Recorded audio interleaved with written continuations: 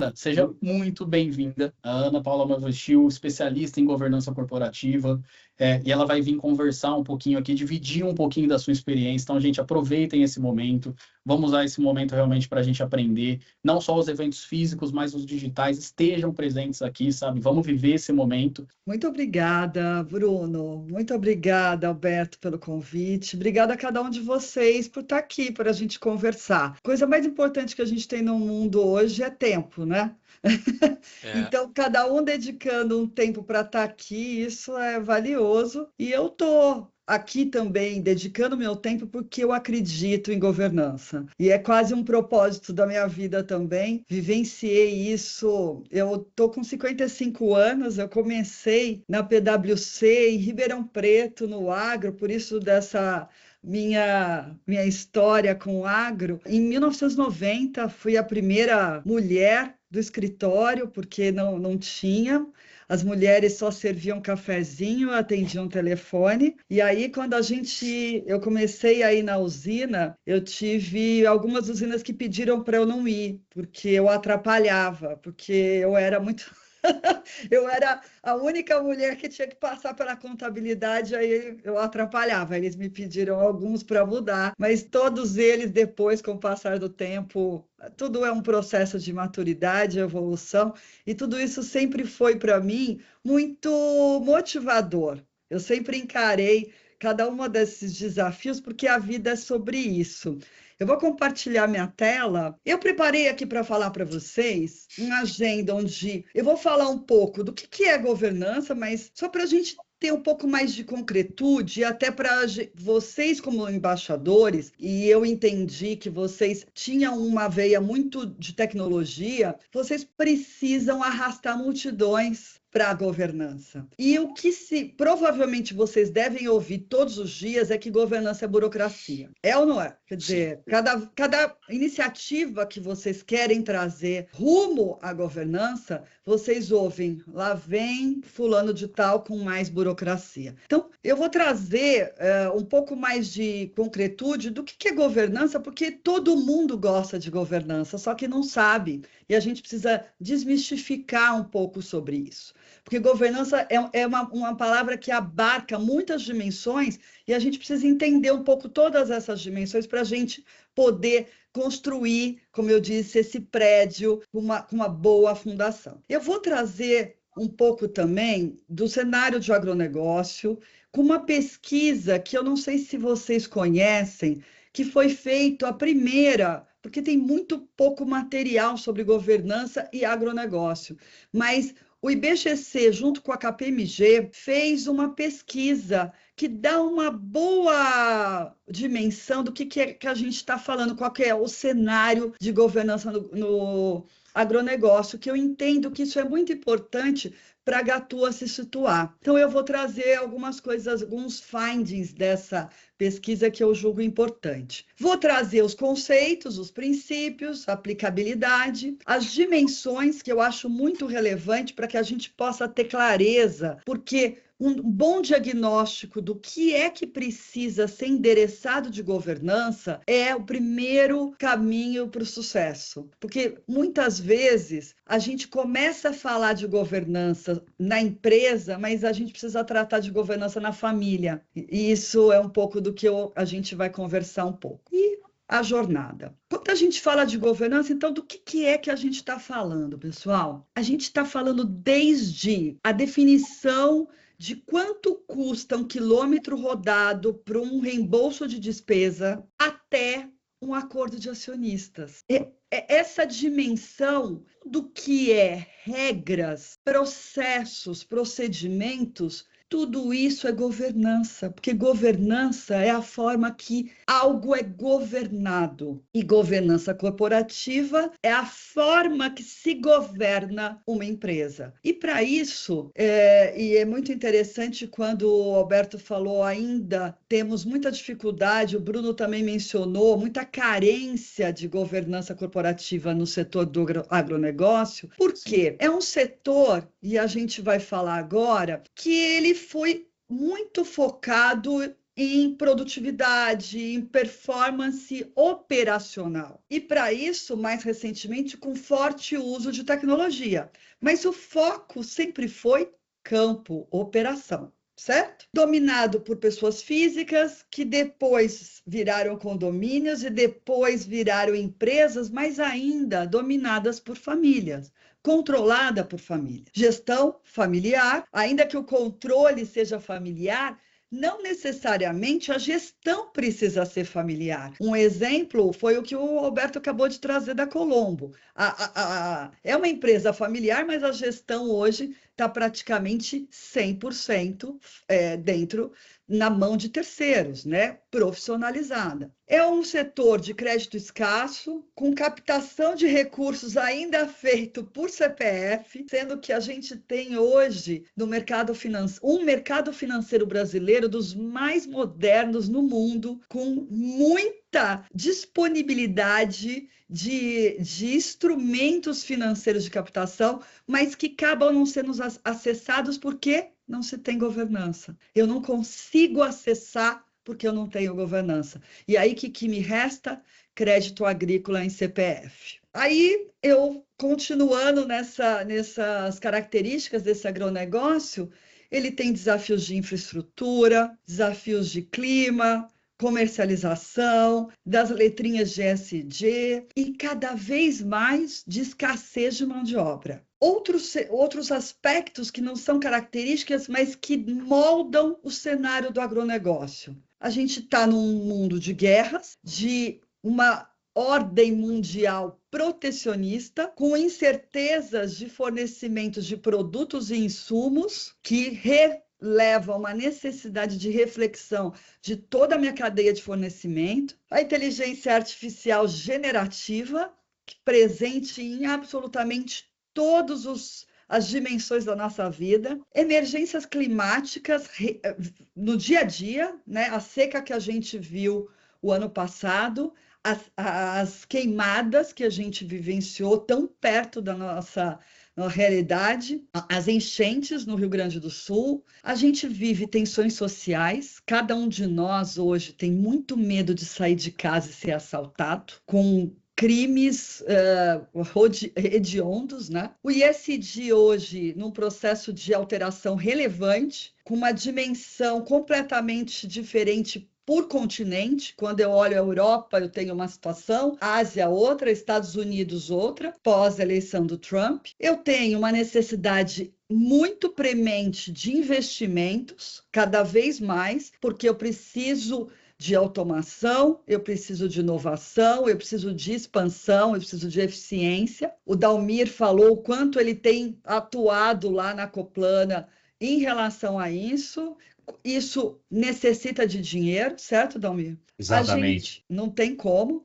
A gente precisa, para todo esse desafio de mão de obra capacitada, sendo que a gente vive uma crise de capacitação de mão de obra, quer dizer, tem desemprego, tem pessoas precisando trabalhar, mas eles não têm preparo para aquilo que a gente precisa. Tudo isso, e aí eu pus um pouquinho da minha especialidade, com uma reforma tributária brasileira que trago para vocês aqui uma informação que a reforma é muito mais do que uma alíquota sobre uma base de cálculo, principalmente essa que vai acontecer no Brasil e começa a partir do ano que vem. Ela implica em tecnologia, e para vocês que estão nesse mundo de gestão, de tecnologia, tem muita coisa que precisa ser visto, contratos, precificação, toda a forma de fornecimento, tudo isso vai mudar e a gente precisa olhar para isso. E aí eu trouxe aqui a pesquisa que foi feita pelo IBGC,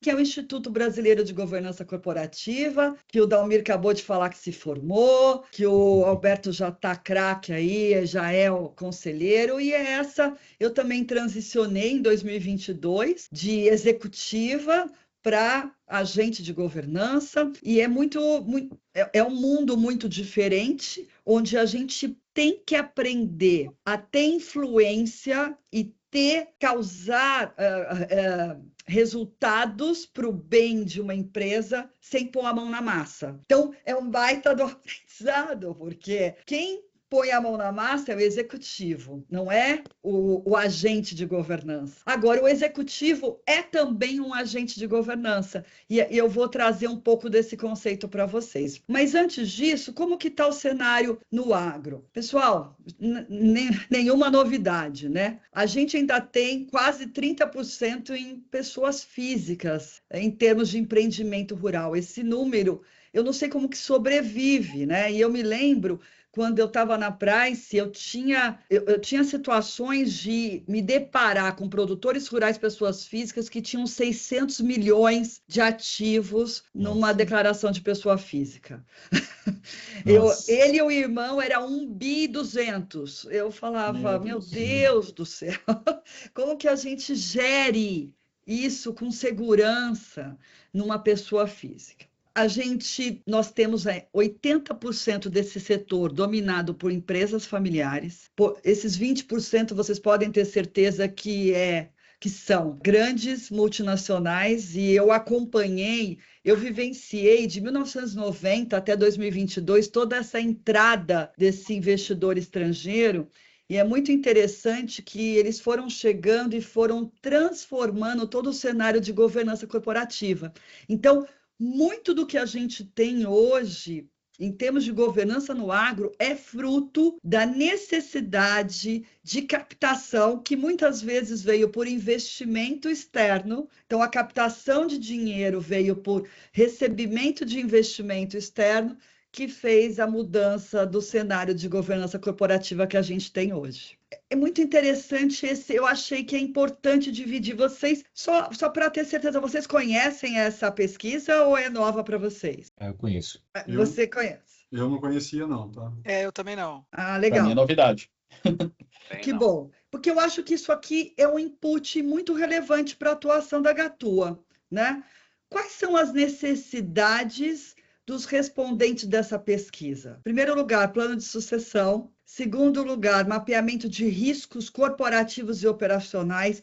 E, pessoal, hoje, como agente de governança, eu vejo realmente, não só no setor, porque eu tenho empresas do agro, eu estou em 3 empresas do agro, mas eu tenho 3 outras empresas que não são do agro, inclusive varejo, entretenimento, e esse é o cenário. Falta uma adequada gestão de riscos corporativos e operacionais. No mundo complexo que eu acabei de desenhar para vocês, e eu fui muito sucinta e rápida, porque a complexidade é muito maior do que isso, sem um adequado gestão de risco corporativo e risco operacional, a empresa está fadada a, mais cedo ou mais tarde, se deparar com uma grande crise. Se ela vai sobreviver ou não é outro passo. Mas eu não tenho dúvida que, sem uma adequada gestão de riscos, ela vai ter uma grande crise. Ponto. Eu posso assinar embaixo e se vocês discordarem, gente, levanta a mão e vão me interrompendo. Isso aqui é um bate-papo. Melhoria de controles internos e compliance. Gente, uma coisa está ligada à outra. Como que eu vou ter gestão de risco operacional e riscos corporativos sem ter controles, sem ter compliance? No mundo complexo de hoje, onde eu tenho uma legislação, eu vou começar a explorar a atividade rural, eu vou fazer um arrendamento sem saber como que está a situação das terras. Eu vou fazer uma parceria sem entender como que o Estatuto da Terra determina que seja um contrato de parceria. Eu vou fazer a gestão desses contratos sem ter controles adequados. E a grande verdade, pessoal, é que não temos controles adequados na maioria das empresas. Inclusive as grandes, Ana. Inclusive as grandes. Não é empresa de pessoa física, não. Empresa grande. Não é, não. Não é, não. E vamos lembrar que 26,7%, né? naquele modelo, né, naquela pesquisa, a gente fala que 30% está na pessoa física, mas o resto é jurídica, e a jurídica realmente tem um caminho ainda muito relevante a ser percorrido. Eu costumo desenhar como se fosse uma ponte. Eu acho que fica fácil de ver Alessandra, é como se eu colocasse assim, ó, a empresa está aqui, a governança está aqui, a empresa está aqui e a sustentabilidade está aqui. A governança é a ponte que leva a empresa para a sustentabilidade. E sustentabilidade, não estou falando de meio ambiente, não, gente. Sustentabilidade é aquilo que vai fazer a empresa sobreviver daqui a um tempo. Faz sentido, Alessandra? Essa visão ajuda? Faz, com certeza, toda Legal, certeza. legal. Inclusive, só para te atrapalhar Por um favor. segundinho, Não atrapalha, não. a Copersucar, ela tem um curso, né, para os acionistas das usinas que são parceiras dela, que é um curso que ela dá no INSPER, né, em São Paulo. E no ano de 2024, nós somos um grupo lá na Copersucar de 37 empresas e nós fomos convidados, 2 pessoas de cada empresa. Tá bom. E agora a gente tem que apresentar o TCC do curso. Que é a Copersucar que bancou tudo, mas quer saber se a gente aprendeu, né? E aí a gente está lá com o grupo, né, das usinas e tal, e o meu projeto que eu vou apresentar é sobre governança corporativa dentro das usinas, o quanto que isso favoreceria a Copersucar, faz parte do meu TCC. Então, depois o que você está falando aí está sendo muito bom para mim. Então, Alessandra. Muito legal. E se tiver alguma coisa que você não concorda que eu for falando, me interrompa. Fica tranquilo, não, tá ótimo. A questão de formalização de papéis e responsabilidades. Gente, isso não tem em nenhum lugar. Não. Os estatutos, os contratos sociais, acordo, então, tem pouquíssimas empresas que têm acordo de acionistas, mas quem pode aprovar o quê e de que forma? Isso não tem clareza. Profissionalização da gestão, isso é uma das coisas que realmente tem melhorado muito, isso aconteceu, isso já está, eu acho que eu já vejo até mais do que a pesquisa revelou. Agora, a formalização de políticas e procedimentos internos. A minha experiência diz que quando tem política, não é ela que é cumprida, é aquela que é falada. Se você olhar o que está escrito e o que está feito, não tem nada a ver. Definição de alçada de decisão. Gente, isso é tão relevante. Você tem gerentes, você tem diretores tomando decisões e com acessos aos sistemas. Muitas vezes são superusuários de sistemas com acessos amplos e nada disso está definido, nem tecnologicamente e nem no papel. Cadê a matriz SOD, gente? Cadê a matriz SOD? Isso traz uma exposição gigantesca. Quais são os desafios diante desse cenário? Bom, eles falam que está faltando muita informação para o agronegócio, que eles têm muita coisa de governança, mas não é aplicável. Eu tenho a discordar e digo isso para vocês como vivenciei por mais de 30 anos o agronegócio e hoje eu estou em outros setores. Governança é governança em qualquer lugar, tá, pessoal? Qualquer lugar, é a mesma coisa. Processos, controles, procedimentos, alçadas, papéis, responsabilidades, é igualzinho em qualquer lugar. Bom, o receio que eles têm, criar burocracia, aumentar custos, a descentralização do poder de decisão, porque tem uma vantagem ter a centralização, é a rapidez. Mas a desvantagem é que a complexidade é muito grande. E aí eles falam, não sei nem por onde começar. Eu gostei dessa honestidade. Aqui alguns falam, gente, que 35% não tem total alinhamento nem com sócios, e 16% não tem alinhamento nenhum com sócios. Você imagina a complexidade disso sem alinhamento, nesse mundo enormemente desafiado. Processo decisório, a gente tem o principal sócio, 47% tomando a decisão sozinho, só que 46% só tem um planejamento estratégico. Sucessão familiar, patrimonial, 30% diz que está em andamento, 26% já foi feito e 44% nem olhou. Gente, diante de uma reforma tributária que a gente está, a sucessão patrimonial não sendo olhada por 44% desses respondentes é assustador. A gente tem aqui riscos de conflitos familiares, quase 30% fala que ele é alto. E eu vou rapidamente para os conceitos para a gente ter tempo de depois conversar mais, tá bom? E me interrompam porque eu estou acelerando. Eu acho que é importante dizer para vocês que tudo que a gente vai falar de base, a gente tem uma grande origem que começou há mais de 20 anos atrás, que é o Instituto Brasileiro de Governança Corporativa, que tem um código brasileiro de governança corporativa e que ele foi recentemente revisado o ano passado e trouxe algo que eu achei muito relevante e que eu gostaria que vocês tivessem, sabe, aquela grande ferramenta para vocês usarem como embaixadores da governança também, é a ética. Tudo em governança corporativa é sustentado, pessoal,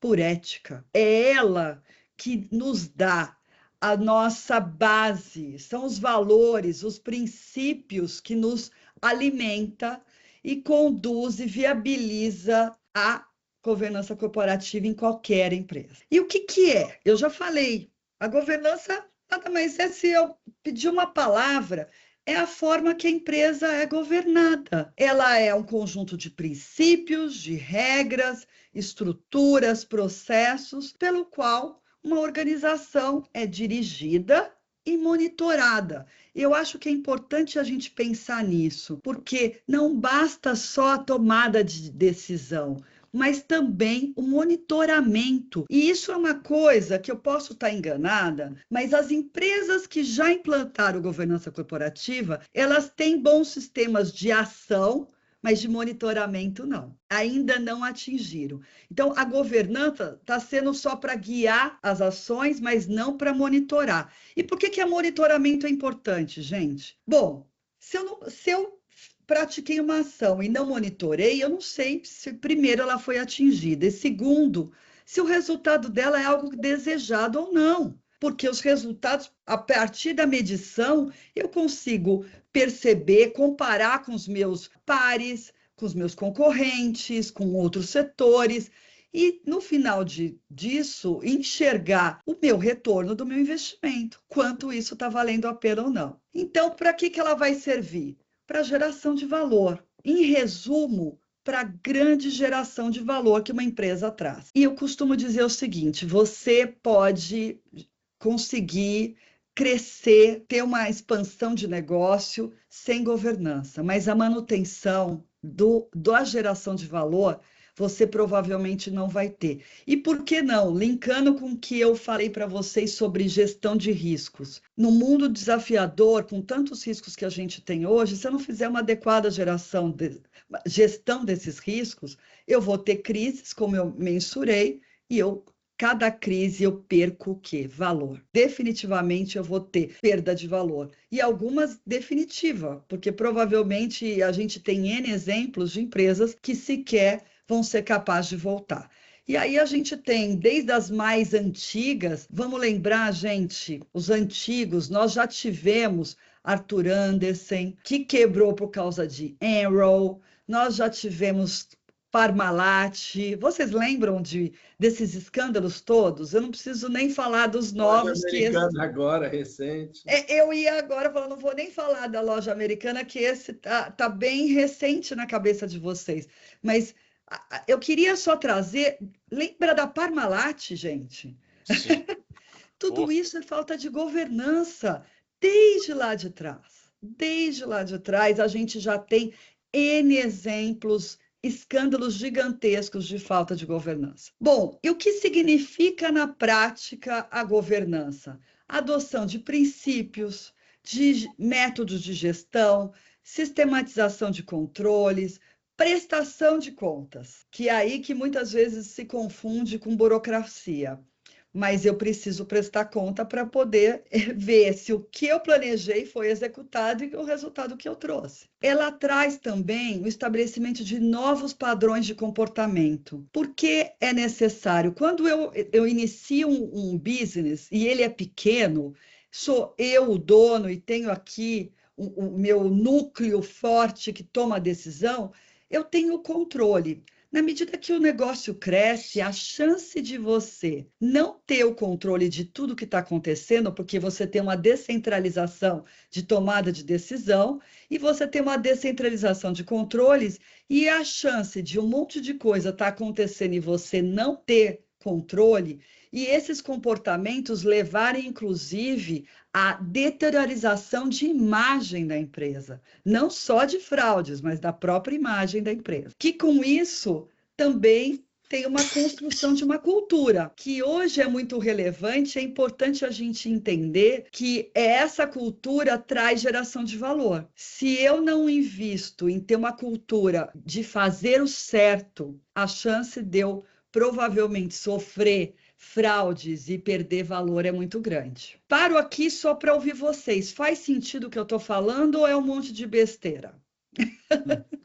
Total sentido. Total mesmo. Total. Eu fico te escutando e fazendo um paralelo com a área de TI, né? Que é a área que eu mais atuo, né? E, assim, encaixa tudo, 100%. É isso. Porque a TI é uma ferramenta extremamente importante para a governança, sabia? A gente hoje precisa fundamentalmente de muita tecnologia para a governança, porque antigamente parte da governança era feita por pessoas. Hoje nós tivemos um downsizing enorme, vocês lembram desse movimento? E hoje a gente tem muito poucas pessoas para fazer muito mais coisas. Como que essa equação fecha? Com tecnologia. Tecnologia. Né? É isso. Ô, Ana, o que eu queria dizer, primeiro, respondendo a sua pergunta, faz todo sentido o que você está colocando. Agora, o que eu estou encantado com o que você está falando é porque eu comecei a minha história profissional como analista de organização e métodos, o bom e velho OIM. Você era um agente de governança, Carlos. Pois é. Na verdade, o Bill, o Carlos, ele foi contratado na Guarani para fazer o OIM, né? Daí virou gerente administrativo, gerente de tecnologia. Ele foi contratado para fazer governança corporativa, só que chamava outra coisa. Isso foi em 96, né? 97. Não é da minha época esse ano, não. Mas então, Ana, eu estou realmente muito obrigado, porque eu estou encantado com o que eu estou ouvindo. Quando você mostrou aquele gráfico onde tinha 80% de empresas familiares, a primeira reação que eu tive foi a seguinte: pô, e daí? Qual o problema, né, de ter empresa, mas no slide seguinte você já matou. Quer dizer, qual que é a maior fonte de preocupação das empresas? Primeiro ponto, disparado, sucessão. Né? Então, cara, empresa familiar é realmente muito preocupante. Matarazzo que os diga, e vários outros exemplos, né, de grupos familiares, tudo mais. Legal. Se a gente olhar para o agro, para o setor sucroenergético, pouquíssimos fizeram a sua sucessão. Ainda nos dias de hoje. Eu não vou perder muito tempo aqui, eu recomendo fortemente como fonte de pesquisa o Código de Melhores Práticas, mas eu quero só que a gente tenha que tudo que a gente está falando é guiado por princípios, que a gente tem que ter muito clareza. Quando a gente tiver em dúvida se isso é a melhor prática de governança corporativa ou não, que a nossa bússola são os princípios de transparência, de equidade, de prestação de conta. Eu tenho que prestar conta com clareza, com ética, comunicar os meus resultados. Eu tenho que ter uma responsabilidade corporativa que não se extingue com os meus sócios. E isso é um conceito muito novo que está, ao longo dos anos, ele foi transformado, porque antes eu tinha que prestar conta para o dono, para o acionista, para o shareholder. Agora, eu tenho que prestar contas para o stakeholder. Que quem são eles? Todos. Todos são stakeholders. Todo mundo que é influenciado pela relação que uma corporação, uma organização atua, ele é um stakeholder. E como princípio no direcionamento das minhas ações, eu tenho que levar em consideração toda essa complexidade de relações que a minha empresa afeta. E o último princípio que eu adorei essa alteração, que é a integridade. Que, gente, com toda essa complexidade no mundo que a gente vive hoje, essa é a bússola maior. Para onde eu vou? Eu tenho que focar em integridade. Eu queria agora tratar de coisas que eu acho que ajuda também a nós, como usuários dessa governança, e que vamos, muitas vezes, prestar serviços nessa área, a gente precisa ter um melhor diagnóstico da situação, porque a governança, ela tem 3 grandes dimensões. E muitas vezes a gente fala dela como se fosse uma coisa só, mas ela não é. E as 3 são importantes, eu preciso das 3, mas muitas vezes eu tenho necessidades e prioridades de uma dimensão em detrimento da outra, porque eu preciso começar de algum lugar. Porque se eu começar, eu não tenho nada, eu vou começar a governança, mas por onde? Não sei. Vai depender.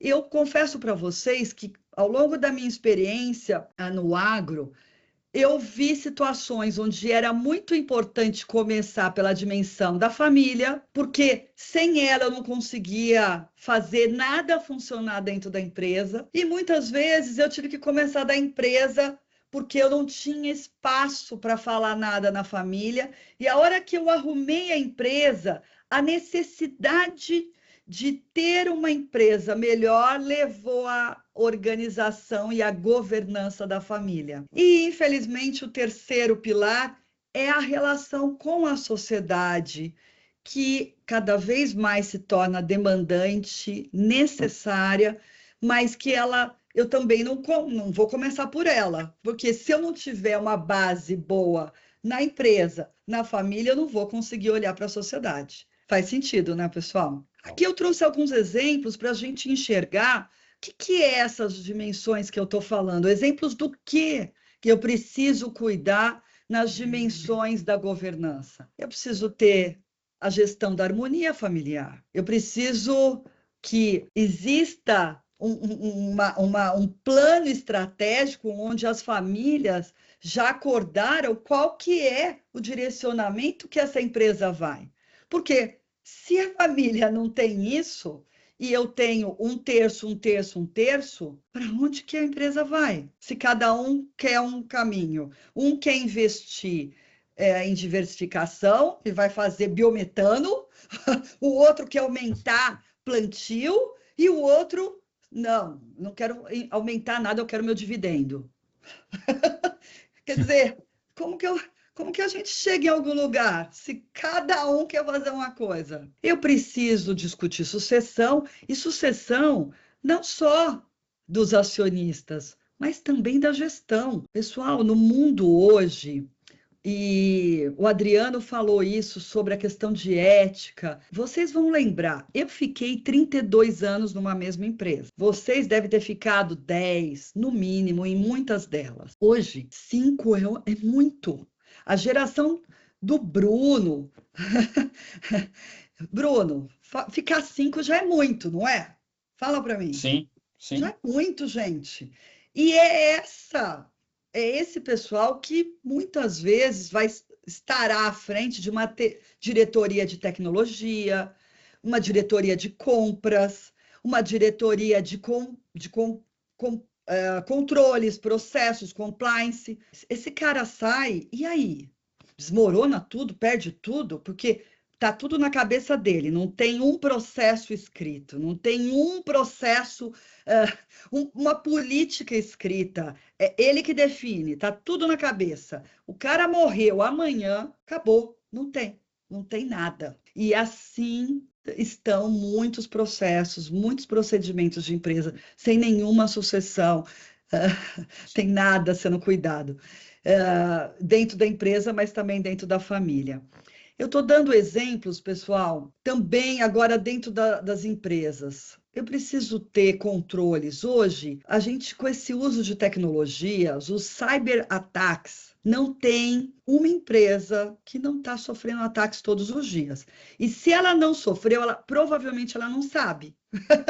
Porque ela sofreu e não descobriu. Ana, porque, esse é um dos nossos meetings. Nós temos 5 meetings no ano. Um deles é cibersegurança. É exatamente por conta disso. Porque não tem uma que não vai ter. O que vai ser importante é resiliência a partir do ataque. E para isso eu preciso ter um plano, eu preciso ter um procedimento, uma política, como que isso vai funcionar, uma gestão de crise, como que isso recupera. Se eu não pensar nisso, eu vou deixar para quando eu for atacada resolver, eu vou perder muito dinheiro. E é sobre valor, no final, sobre dinheiro que a gente está falando. E a gente vai na dimensão de sociedade e a gente tem hoje o ESG sendo atacado e eu tenho aqui algumas coisas para trazer para vocês. Pessoal, o ESG não vai acabar. Sabe por que não? Porque a sociedade evoluiu. A gente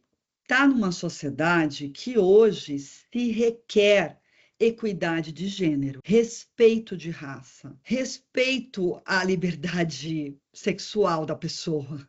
Isso é default para todo mundo. Então, caso a empresa não tenha cuidado com isso, eu estou só exemplificando, outra vai ter, e essa escassez de mão de obra que todos vocês, todos os dias estão ouvindo das empresas, vai piorar, porque hoje ele consegue ganhar dinheiro aqui, ó, sentado na escrivaninha dele. Para ele resolver ir para a usina, para o agro, para plantar, tem que valer a pena, tem que ter desafio, tem que ter propósito, tem que ter respeito, oportunidade. Senão, ele não vai. Então, o que as empresas estão fazendo? O Trump vai passar e as besteiras que ele fala vão passar. Agora, a sociedade não vai regredir, onde a mulher vai ficar dentro de casa e não vai trabalhar. Não vai, a gente vai continuar trabalhando. As pessoas vão continuar tendo direito a escolher se ela vai beijar homem ou vai beijar mulher. Ela vai continuar. Isso não vai regredir. Agora, a partir do Trump, só vai beijar homem?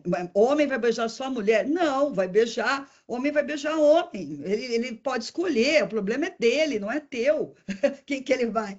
E essas relações, essas são relações humanas de uma nova sociedade, de uma ordem que ela está presente. E as empresas, não cabem a gente julgar se eu gosto ou não. É assim. E eu preciso acomodar para que eu possa ter qualidade entre as pessoas que vão trabalhar comigo, porque tecnologia todo mundo tem. Agora, a pessoa boa que vai fazer essa tecnologia ser usada e produzir resultado, poucos vão ter. Quem vai ter é quem proporcionar um melhor ambiente de trabalho. Aqui só para exemplificar. E eu sigo meu caminho para trazer para vocês. Vocês conhecem, provavelmente, alguns sim, outros não. Eu tenho aqui os acionistas, que embaixo é recomendável que embaixo dele, para que a execução daquilo que eles desejam seja aplicada, eu tenho um conselho que vai determinar aquilo que os acionistas querem. A partir da determinação daquilo que eles querem, esse conselho vai determinar que os executivos executem aquilo que foi definido pelos sócios e transformado em ações pelo conselho de administração. O diretor-presidente é aquele que vai ser o líder desses executivos, e aí ele vai contar com a ajuda de várias caixinhas, que são as diretorias. Como tudo isso funciona? Com apoios de comitês que cada vez mais são necessários. Por exemplo, comitê financeiro, pessoal. No agronegócio, onde eu tenho que determinar o melhor momento de comprar insumos, melhor momento de vender meu produto. Se eu não tiver hedge, derivativos, eu não vou, não vai ser possível. Não dá para tocar o negócio sem isso mais. E para eu ter hedge e derivativos sem uma adequada governança corporativa, eu estou exposta a riscos gigantescos. E vocês sabem bem de enormes escândalos de derivativos que foram feitos que as pessoas assinaram sem saber o que era. Por quê? Não é todo mundo que é especialista nisso, eu preciso de uma especialidade. Então, eu estou dando exemplo de um comitê de assessoramento que cada vez está se tornando mais relevante e necessário, que é o comitê financeiro. Outro comitê que é muito relevante, comitê de pessoas. Diante da escassez que a gente vive hoje de pessoas, eu preciso de alguém especialista cuidando disso. Comitê de sustentabilidade. Tem tanta demanda que eu preciso observar, eu preciso de especialistas. Então, falei para vocês dos comitês de assessoramentos desses conselhos de administração. Também preciso de um comitê de auditoria, que vai olhar os números no detalhe, os procedimentos. Sabemos o quanto papel aceita qualquer coisa. E contabilidade, no final, é débito e crédito. Posso debitar e creditar. Agora, a depender do que eu debito e o que eu credito, o resultado é completamente distinto, tá, pessoal? Principalmente os índices que eu tenho, muitas vezes, que prestar conta nos meus financiamentos que eu captei, que são chamados covenant, não é isso?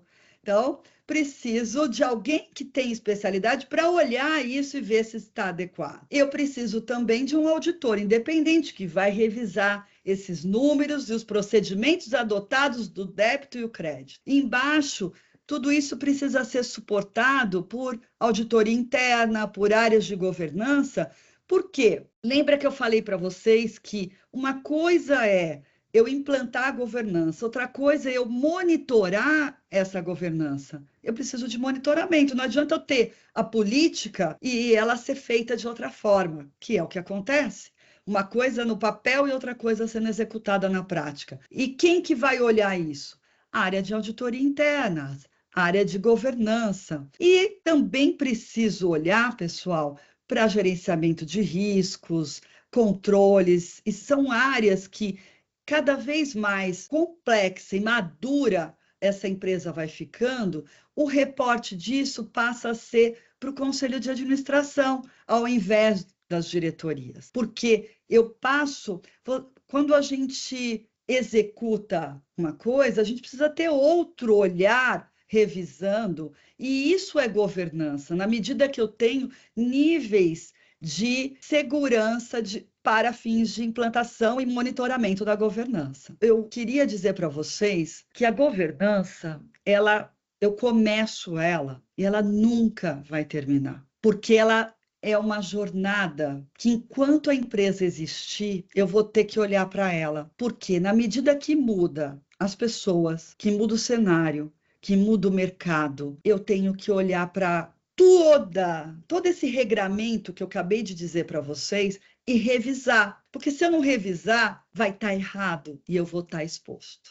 E aqui eu trago um exemplo para a gente poder conversar de um exemplo de governança do agro dentro da porteira, né? Que aí é muito comum a gente ter empresas que quem controla essa empresa? Quem toma as decisões? Como que se dá a sucessão dentro dela? Como que a divisão do patrimônio vai acontecer dentro dessa empresa? Eu tenho instrumentos de proteção patrimonial, a garantia de fornecimento de matéria-prima. Gente, eu já fui em empresas onde os contratos estavam completamente sem proteção nenhuma. Como que você tem uma usina?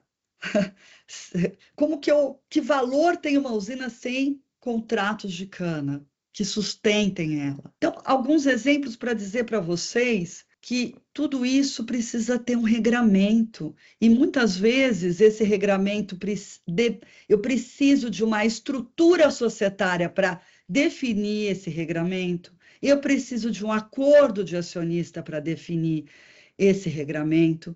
Eu preciso de um regramento de sucessão, sob pena disso nada funcionar. Eu acho que no agro, eu escolhi esse exemplo porque dá para a gente falar um dia de temas e exemplos de relevância para a gente atuar em relação ao que está trazido aqui.